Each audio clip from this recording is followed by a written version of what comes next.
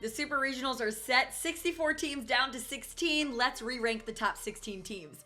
Texas stays at 1 after dominating its regional. They outscored their opponents 26-2 and nearly had 2 no-hitters. Not much to dive into here, undisputed up top. I moved Tennessee to 2 because they didn't allow a single run in the regionals. We knew the pitching was good, but the offense was so hot as well. Kiki Malloy continued to shine. Riley West had a 5 RBI day against Virginia. All the pieces look strong right now.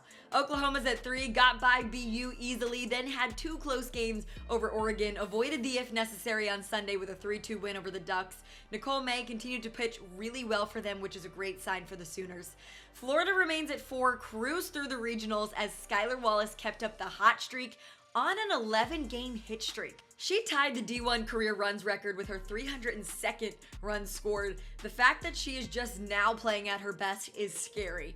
Oklahoma State, another team that cruised through. I thought Stillwater had one of the toughest regionals, and they got through unscathed. I moved Duke up to 6. The Blue Devils had the 10 seed and dominated their regional. Jayla Wright and Cassidy Kurt, a scary duo, outscored their opponents 26-2. UCLA at 7, down just 1 spot after the walk-off to Virginia Tech, but a tough regional and a hot UCLA team right now that just won't be denied. Charlize Palacios heating up to make for another scary bat in the lineup. LSU I have up a spot to number 8. They didn't even really need to use Sydney Berzon and Kelly Lynch a ton, and the offense put up big numbers. I have them just 1 spot above Stanford, who they will face in the Supers. I warranted the switch here because for Stanford, it really did matter if Nigeri Kennedy was in the circle. Other teams in the regional were able to get a lot more done at the plate without her there, but they made it through nonetheless. Missouri moves down a few spots to 10 after having to play out of the elimination bracket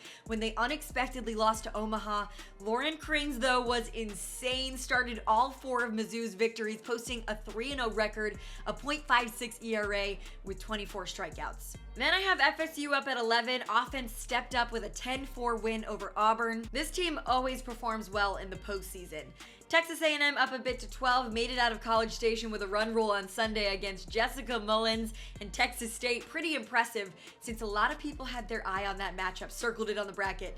Alabama's up a spot from their original ranking, got through Southeastern Louisiana twice after an overtime victory the first time. Kayla Beaver always strong in the circle, but the offense made some strides last weekend.